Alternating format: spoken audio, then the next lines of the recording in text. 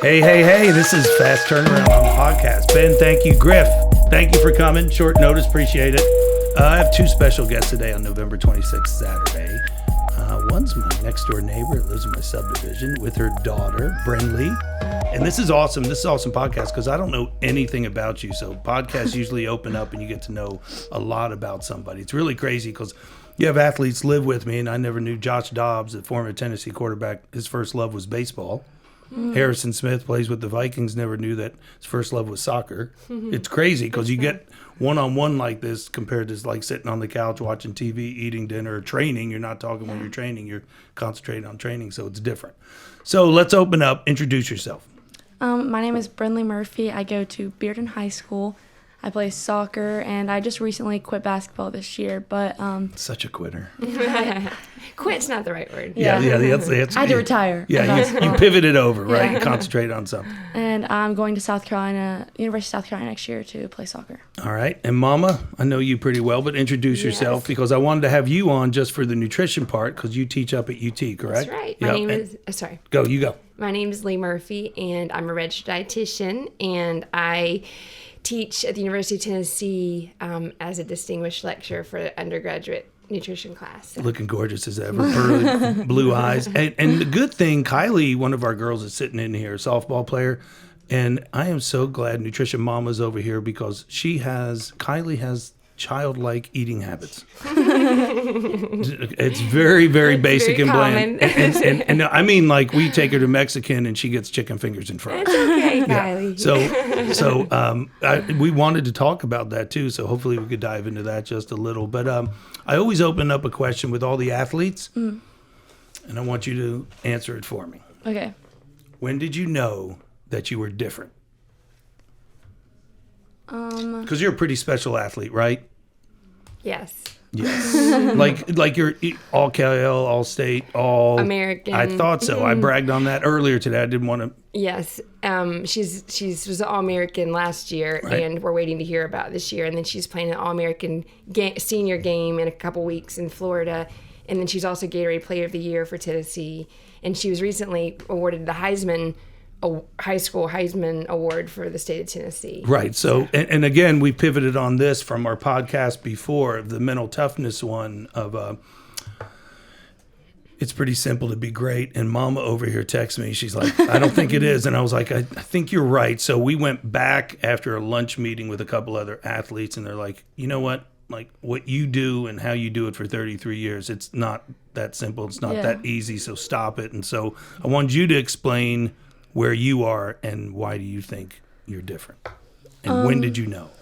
Probably, okay, so I want to say 7th grade, I started playing with a team from South Carolina because my team in Knoxville just wasn't, I was playing like a local team in Knoxville, and it just wasn't enough competition, and I knew I needed to play with better players and get more exposure. And I know it's such a young age, but that's just the world we're living in right now where, I mean, it's crazy, like 6th and 7th graders are getting, recruited, but I knew I had to change. So I was going to play for a different club in Nashville, but then they signed this whole contract where we weren't allowed to steal intercup players. So I moved to South Carolina. So that's how I got a lot of connections to South Carolina. And honestly, playing for that club was just gave me a lot of opportunities, and I think if I didn't switch over, I wouldn't be where I am today. Because, it was a really hard decision because, when you're younger, soccer's kind of about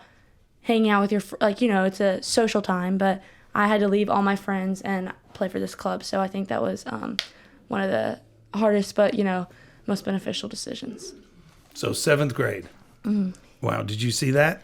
Yes, for sure. And we obviously still lived in Knoxville, so we were driving to Greenville, South Carolina, 2-3 times a week. And so our home club was 3 hours away. It was just a lot. She's got a brother and a sister too. So, and her dad, my husband, travels a lot. So it was it was a lot on our family, but it was the best move that we possibly could have. And at that point, the South Carolina coach started looking at her and started recruiting her in 7th grade, honestly. They started talking on the phone in 7th grade before the rules changed and they couldn't do that anymore.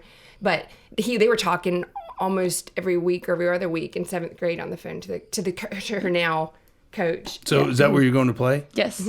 Yes. Wow. I'm so Gonna excited. be Gamecock. Awesome. Yeah. Wow. That's big time. Okay, so the sacrifices sound like it's one of the things that greatness comes upon, That's a correct? very, very good point. Yes, Yeah, for sure. And yeah. she missed out on a lot of social things here, and she still kept up great friendships, and of course, and the long story that she can keep continuing is she came back to Knoxville Club and after her during her sophomore year in high school, but those few years she played in Greenville were instrumental. And I mean, she went to nationals and with this team and got so much exposure. I mean, there were like 80, 100 D1 top level, the toppest of top coaches coming per to game. her middle school games, when she was playing on that team, and she got that really big exposure, which was great. Where'd you get the soccer background? Mom, dad played? So my parents both played. My mom was a goalie. Like, I feel like you just wouldn't think about that. Like, you wouldn't see her as a goalie, but she was a goalie. And my dad claims to have been like this really good soccer player, but both my aunts played I soccer. love the word claims. He was. Both my aunts both my aunts played, and my one of them went to Lenore Ryan to play soccer, or my dad went to play basketball. So, and Aunt Shawnee, she played a lot and ended up coaching in college for a little bit. But I always thought like my push would be to play basketball, because that's what my dad did so much, and both my siblings play it. But honestly, he's kind of been the one to push a lot more for soccer and kind of been like ease off on basketball. So not that I ever was like major with basketball, but I played it since 6th grade.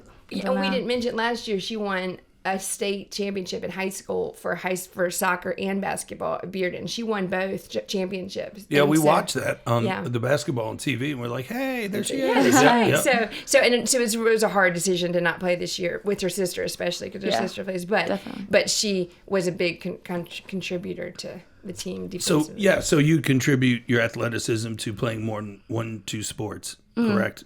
And Yeah. most of my guests on here have done that until they figure it out and then single it out. But most, even the athlete that was just staying with me the last 2 days from Baylor, Maxon's from Canada, he's special. He does the traveling. I mean, that's what we're talking about. You and I were talking about the greatness and what do you see? Well, this kid had a 2-day break from Thanksgiving at Baylor and wanted to come up and train. Right. Yeah. Okay, it's simple but not easy. I think that's where we Yes. came to a. That's right. Yeah. Actually, I was talking about the conversation. We had a with big her argument earlier. when she was It walking her dog one argument. day. But it was, and because I was like, great. I mean, excuse me, records are still broken every day, which means people are greater than their predecessors in some ways, in terms of breaking their records. But it doesn't, in my opinion, it's not necessarily easier to be great, but there are less people striving to be that. Right. Yeah, And so, yeah. That's what we were trying to yes, get to, yes. and I like that. And I got some DMs and some other messages that were calling me out, like, you're annoying me. I'm coming to get you with this whole simple and easy. But and we knew I knew you were thinking. Yeah. I knew you were thinking the same thing. I was just when, and then my next podcast we're doing, guys. It's not everybody can be great.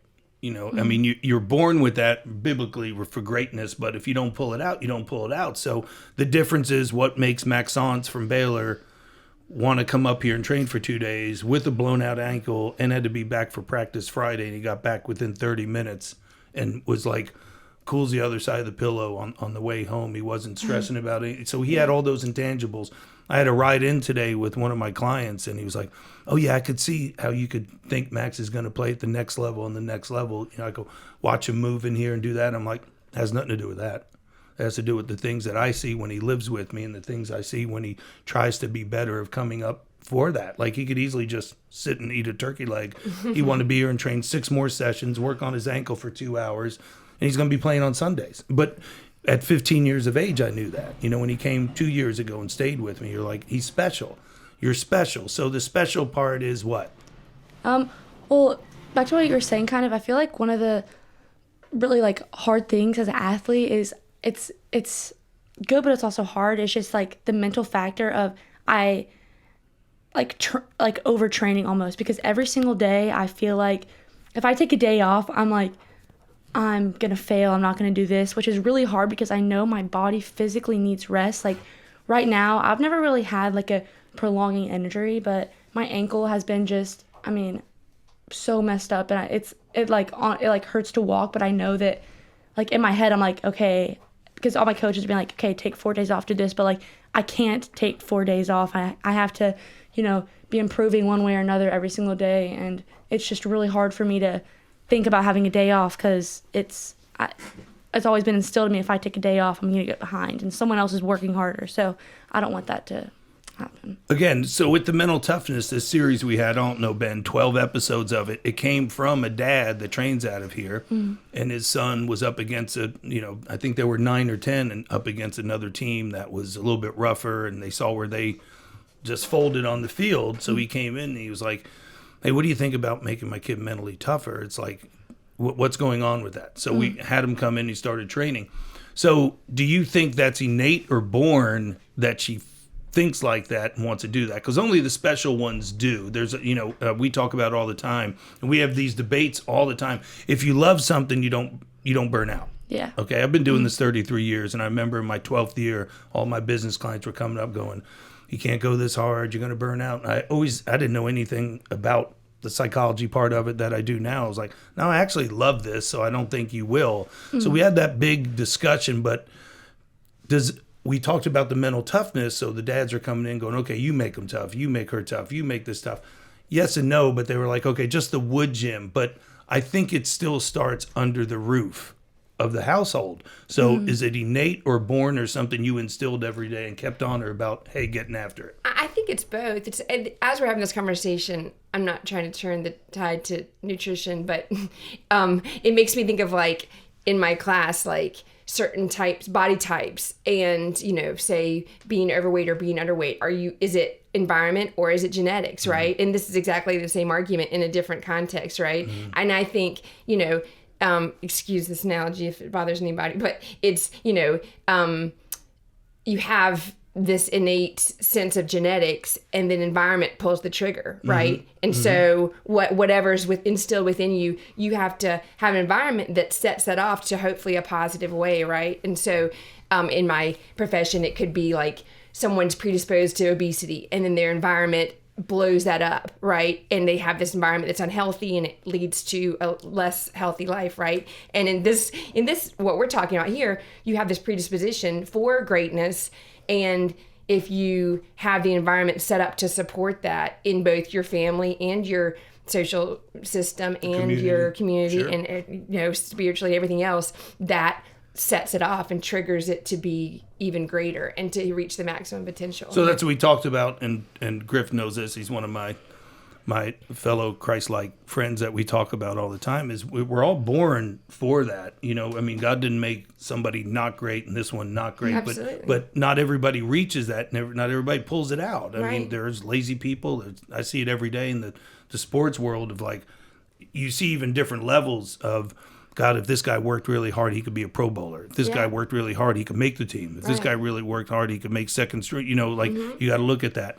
So you look at the innate part and the environmental part, and I agree with you totally, because I do think you have some genetic to it, and then you have something to massage it with. So, like, your headspace of, yes, overtraining, and that's funny because most Petrone people in here do too much, and I actually have to fake and go, hey, I'm out of town tomorrow, I can't go, to give. I still remember doing that to Mike McHenry, who's on the wall, played with the Pirates. He overtrains. He wanted to overtrain. He wanted to get that. It's like, how does somebody? We're still getting to that. It's still understanding. Even watching you walk all the time and jog all the time, like, she never gives it a break. But again, biblical, the apple in the tree. It's like, okay, I get it. Does that make sense? Yes, yeah, for sure. So a daily day, like, is it 7 days a week, 6 days a week? For you to become All-American, All-American soccer player. And bravo to that. And I had nothing to do with it. She's just a damn guest on here. So she's a wood gymmer for sure with her mentality, but I haven't seen her, walking the dogs, and I'm like, go get it, Definitely 7 days a week, and I look at it as, like, every single day you can get better and improve in some way. So I'd say every single day I'm doing, if it's not soccer, I feel like I do some kind of soccer every single day, whether that's I do this, like, 1,000 touch drill just to get some touches in. But I mean, I'd say I'd probably train, like, hard 6 days a week, and I guess the 7th day is my rest, but I'm still working out, and it's hard because I try to get people to train with a lot. Like I'll be like, okay, let's do this, but people, a lot of people don't want to do it as much, and it's really difficult. But definitely every single day I try to improve in one way or another. And you just answered what I was saying on the last podcast, where your mom was yelling at me down the street. She goes, hey, I got a bone to pick with you. I'm like, whoa. Like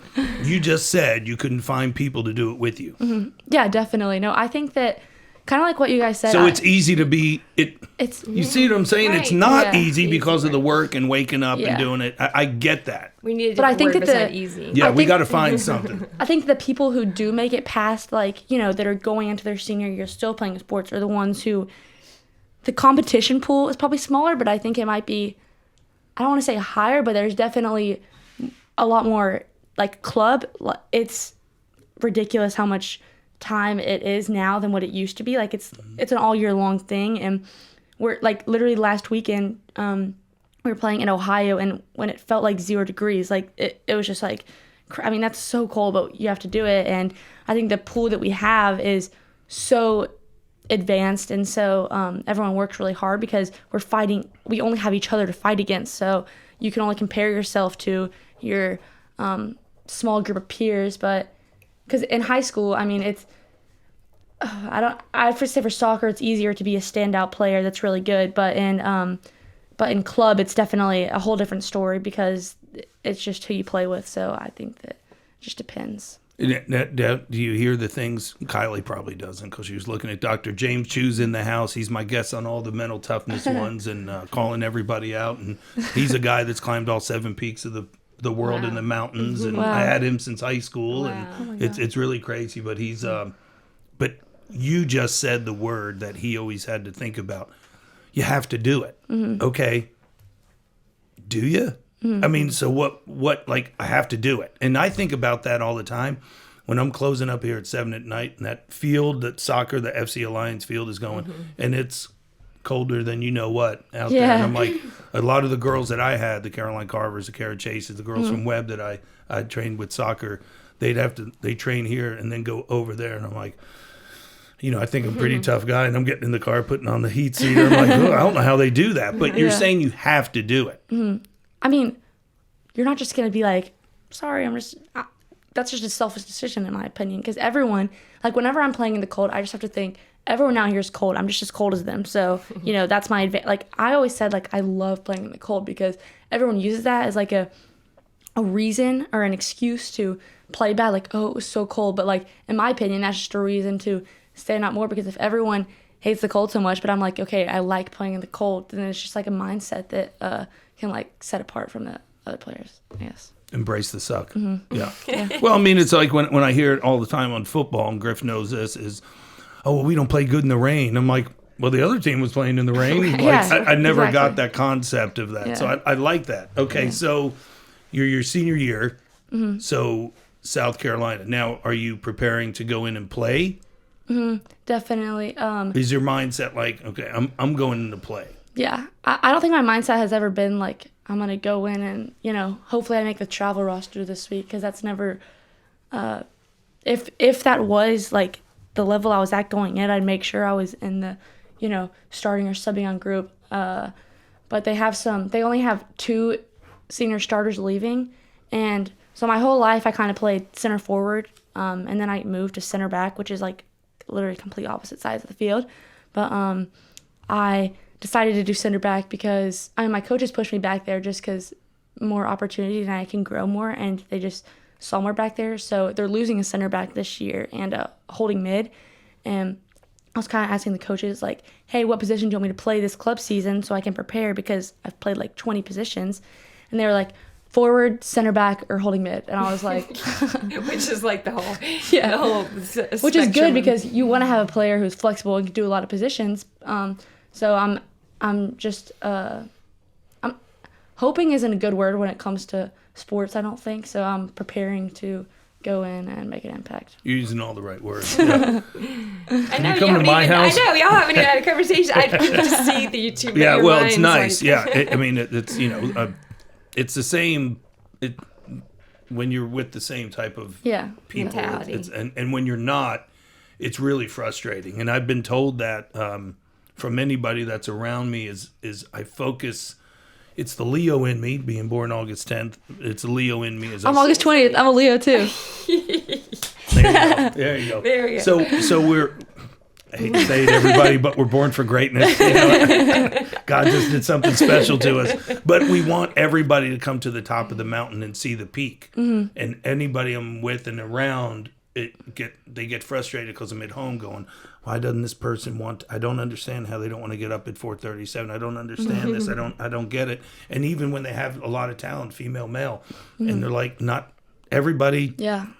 The world needs ditch diggers too. You know, Yeah. not everybody wants to get there. I just think that you're hitting on all the things, the hope, to prepare, because like you're talking about the cold. Well, not saying you were born for this, but it's when somebody does well that I've trained and everybody's like, oh man, were you surprised? Or Harrison Smith made a Pro Bowl or whatever. I'm like, no.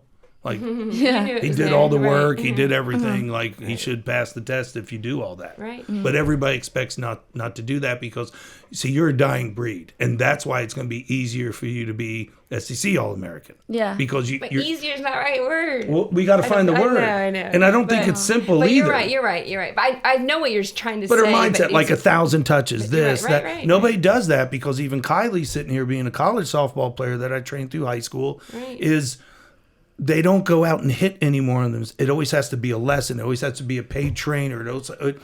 I have to have this accountability to show up. We paid for this. Nobody Yeah, goes I out and does the stuff that nobody's watching. Yeah. Everything's a highlight reel. And talking to Chad Pennington, the travel stuff, now nobody practices through the week. It's just all games on the weekends for whatever sports those Right. are. Nobody puts in the Yeah. grind because it's not sexy. It's not Yeah. social media. Right. And I think, one reason that she was sadly gave up basketball this year was because in her decision, I mean, she was so distraught over this because, she was going to be the senior captain with the other senior that's FSU commit. that she's been playing with since middle school, that they've been looking forward this year since they were in 6th grade, right? Together, the only two senior anyway.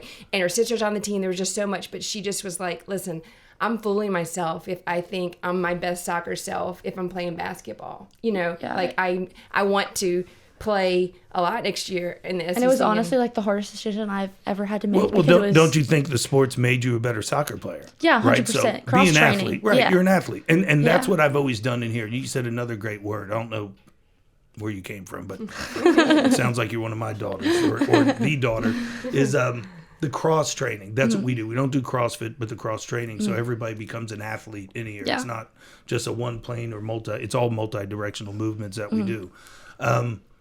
Yeah, so I think that sports have helped her, and then she could get into her niche more. Right. And it's kind of like, back when we were kids, like all the good athletes played everything, right? And only, I mean, not to be negative, but if you just played one sport when you were back our age, you weren't really that great, right? It was the opposite. Yes. Right. And now it's the complete opposite. You Yeah. can't. It literally is the complete opposite because the people who I know who play multiple sports now, I mean, I'd say the majority, I know there's a few exceptions, but they're just kind of average at every single sport they do because if you're taking time away from your favorite sport to practice a sport that you're not going to college for, that you're not going to pursue professionally, then you're taking that valuable time away. And that was like why I had to make this hard decision because I was like, I know that I'm not going to go anywhere with basketball, and the reason why I was truly playing it was to have fun, but at the end of the day, and just like have a break from soccer, but at the end of the day, it was taking away from my soccer training. I knew this season that I needed to literally be lifting as much as possible, and with basketball, I wouldn't have time to lift. I was going from 3:30 to 6 basketball practice, and then 7 to 8:30 soccer practice, and then training on the days we have soccer club practice 3 times a week, and the other days I was training on my own and stuff, so it was just impossible to lift or get all that stuff done, so it was tough to do. You could see, I'm a minor in psychology, sports, claim to be, but you could see her mind never turns off. So, one of the questions is, when do you rest? This is really hard, but honestly, like right now, I'd say is I'm like trying to force myself to rest for my ankle's sake because I want to be the peak I can. And with my ankle being like this, it's just impossible to do that. But I'd say the longest break off of soccer I had in probably over a year was after we won the state championship.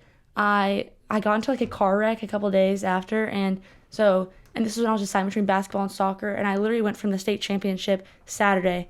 I did some stuff Sunday, but then Monday I had basketball practice, so I literally had one day off after a whole season. So so then after I got in the car wreck, I took like 2 days off, so that was probably, But it's a fight. We have to make that. Because, just like sleep, it's like it's integral to being the best person. We talked about that with Dr. James, too. If we had a series on that, recovery and rest and how important that is. Just like recovery nutrition is crucial to your success. You have to feed your muscles. And we definitely, like, we got to have you on. I just want you by yourself to really dive into nutrition because, Mama, you played a big part in knowing the nutrition with her and just knowing she's getting the right foods, Kylie. And, just understanding that. But I'm just, it's the first time I've met you. You're in my subdivision. You walk the dogs and, people tell me things and we wave, but that's about it. So if I'm staring at you, it's not, weirdo type of stuff. I'm just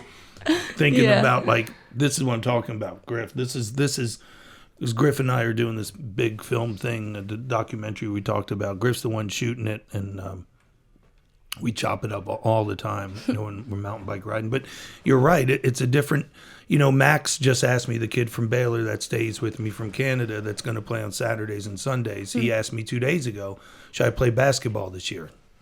Yes. Yeah. So when parents ask me that, I'm actually wanting the best for them instead of we could train more with you, more days, more money, more income. Right. But it's what's best for that athlete because at the end of the day, that Petrone athlete is going to go further with playing back. Yeah. Now, he's a junior, and we're going to see what's happening. He's starting to get all his offers and all that. And he's already rolled his ankle once, but he asked me. And the parents are always like, he's all yours. Like, you develop him. I like those guys because there's no outside influence of the unknown, you know what I'm saying? Yes, and two, you don't know the other things. You don't know till you get there, right? And so for her whole high school career, we've seen this oldest group, and a lot of them weren't maybe, going to play the level she's going to play at, but a lot of them were playing at a higher level, but a lot of them just kind of fizzled out, or just it was like an easy year. It's not, and then when she got there, she was like, actually, this is going to be my most challenging year because I want this to be my preseason to be in the SEC, basically. And so I have to work as hard as I ever have. I'm not like going out with the sunset. So we didn't know that till she got there, that was the situation. Because I'll be sacrificing soccer practices for basketball practices or games. And I can't do that when my club only has 3 practices a week. And we have games every single week, and you can't just miss a practice because that's, So take me through, before we wrap it up, this is amazing. This is awesome. But take me through your day, a champion's mind, as I call it. Probably everything. You could shout out another training place, whatever. Take it all. Okay, so give it to me. I'll say like my busier days, probably Tuesday, Thursdays. Wake up. What time? Yeah, wake up so I really cherish my sleep. Because I know that I'm busy all day long, so I have to get 9 hours of sleep. And you look forward to bed. Yeah. Yes. I go to bed early, and I make sure I get I try to wake up only like 15 minutes before I leave to school because I know I'm going to be busy all day long, and that sleep is very important for me to be able to. What time you get up? I get up at 7:45 and leave for school at 8. So I literally have 15 minutes to get myself ready and leave, so that breakfast. She does have it. I make her a smoothie, so it's kind of ready for her. See the team support. You wake yourself up. I wake myself up. Come on, Kylie. I set an alarm every 5 minutes. I have every 5 minutes. I'm like, I need to be doing this. I need to be doing this until I leave, and then I go to school. I get out at 2:30. Lunch. I eat lunch at school at 12:30. What type of lunch? Packed or there? Packed. My mom packs my lunch still, but. See what I'm saying? Like, she's doing all the steps. Like, I did the same thing in high school. And then my mom didn't pack my lunch. So. Well, she packs a good lunch. I'm a nutritionist. No, I know. I'm with you. Yeah. And then get out of school at 2:30, and I go, depending on how busy my days are going to be, I go to the gym. Okay, hold on. We got to dive the smoothie. What's in your smoothie and the breakfast? I don't know. I just Secret? drank it. You don't have to tell us. There's Greek yogurt and peanut butter and fruits, frozen fruits, and some protein powder. Okay. And some milk. Does she brown bag it like old school for lunch? Oh, A yeah. brown bags are cool. You guys remember brown bags at all? They're awesome. All right, so a good lunch. And then I do school. Wait, he wants to know what you have for lunch. Oh, for lunch I have. It kind of depends. I have some. Are you picky? I'm not. I'm like literally she's- the least picky person. When she was Kylie. a kid, Kylie, I love you. We'll figure you out. But Good luck. When she was a little kid, like she would just as easily have. I'm not saying that she doesn't eat sweets, but she would just as easily have a whole cucumber as she would have a handful of M&Ms. Like she would have both. Well, you were raised. Yeah. That's a beautiful thing of how you were raised with a palate, and Yeah. I wasn't. My mom gave me yoo-hoos and ding-dongs and zingers, and I was like, "Why am I so chubby? Why do I have to wear the husky pants and have the weight limits?" That was me. Yeah, so I had to figure it out on my own. So you do lunch, you get off 2:30. And then I go to the gym for, I'd say about 45 minutes to an hour. Do the steam room for the last 15 What minutes. gym? I just go to Gold's. I just left at Gold's. Because I usually. teach there. I know I teach, so she has a free membership. Yeah. Savage, give me some. Yeah, on your own. Come on, Kylie. And then I go train with Z. He runs Soccer Player Academy. He's honestly like one of the hardest trainers. Because he will scream at you in your face and just to push you to go harder because he knows what level players are. And I was told I would like that place.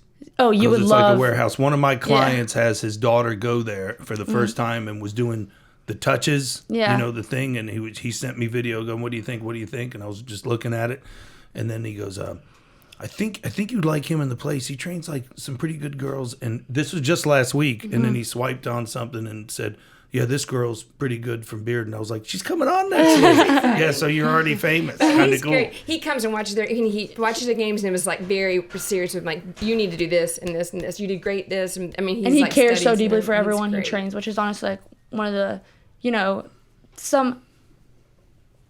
I don't know. I don't know that many trainers, but some of them could easily just like, not care that much about who they're training and just kind of be like, okay, money. But Z like truly cares like so much for who he trains. He's got and, passion for it. Yeah, He definitely. wants you yeah. to do well. Like 100%.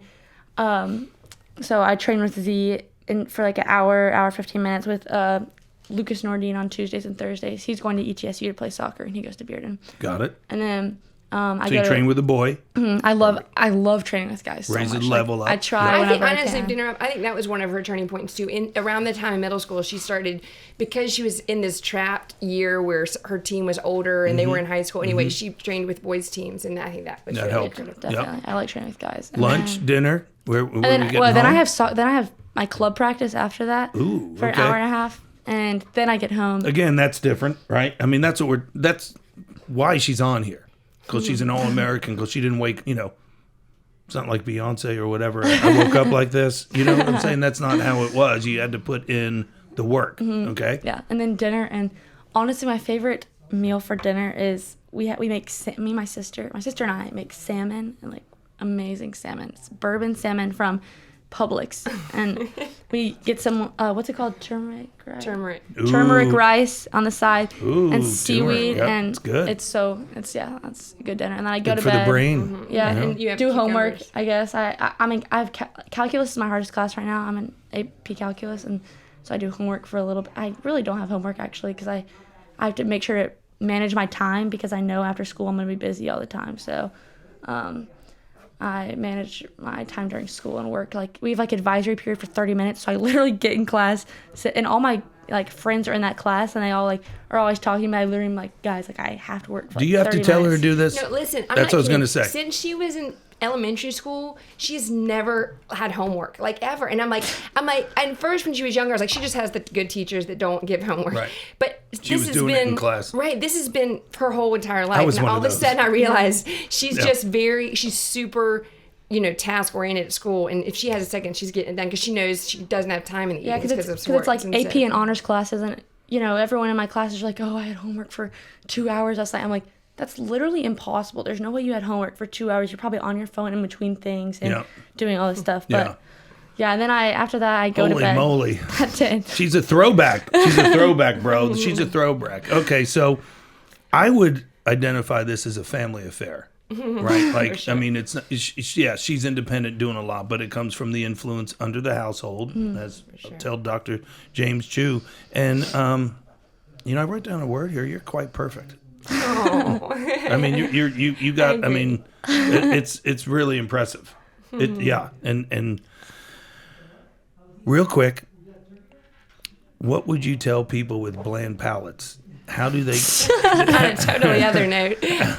just like how do they? We're talking to Kylie. I mean, well, there's different levels. You're I mean, right. she's going to stay injured. She's not going to have the peak performance. It's chicken fingers and fries are going to be played out. Even for the pros, you find that. So, 2 minutes if you had to tell Kylie something.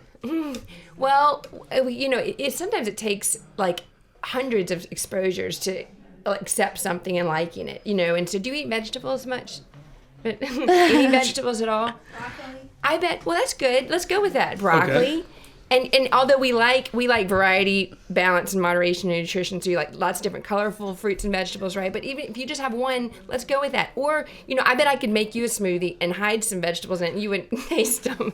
And although there's different mentalities in that, sometimes you don't want to do that to not teach people to like foods. But sometimes you have to do it to get it in there, right? Agreed. So there's a little different ways to look at that. But do you have like a soldier's mentality also of like, I don't care if it makes me better, recovery, performance, I'm going to eat it? Brinley's like that, but some Bingo. people aren't. That's right, dude. And some people are like, there's like they tell nutritionists, like, especially little kids. Well, that's why like, she's an All-American too. So Brinley, I mean, it's that simple. But they're like, they will.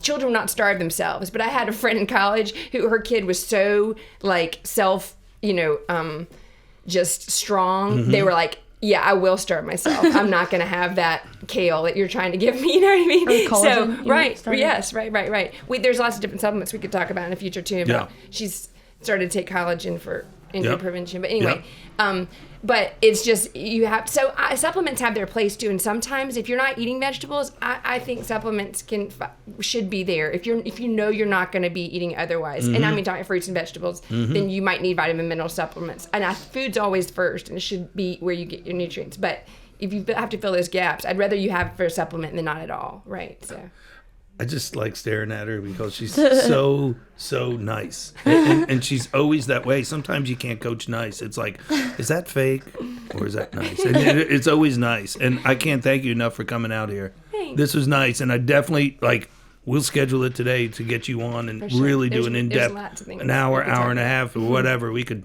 chop it up, have a cocktail, whatever we want here. But Brinley, I can't say enough. I mean, I'm impressed. I love this. I mean, this is actually the roundup of what we were talking about with the mental toughness. But it like I agree with you 100%.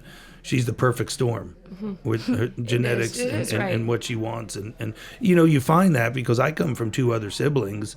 And real quick, I had a disgruntled Saturday Thanksgiving with them because they put it at Dunch at 2 p.m. And I'm like, I went into the house so mad because, I couldn't have a glass of wine because I still had to mountain bike after. And they were so mad because I'm like, you don't understand. I do this turkey ride every, I saw all the cars. Yeah, in it's a front of your 25th house. annual. And I'm like, I have to get this. And I was so mad. And it's just like, why was I different like that? And I think you just grab a hold of something and whatever the And passion the genetics is. are the same, right? But your environment triggered you differently, Yes. right? Yep. And I turned some negatives into positives and never the victor. Always the victor, never the victim is what I thought. So I'm so impressed with you, and hopefully you come train at the Wood Gym. So No, I was talking to Mom about it. That I definitely want to when I have time. Yeah. She would impress you. You would love her. Oh, good. I already do. All right. Thank you. God bless Thank you. everybody. Happy Thanks for Saturday. having Thank us. you. Thank you.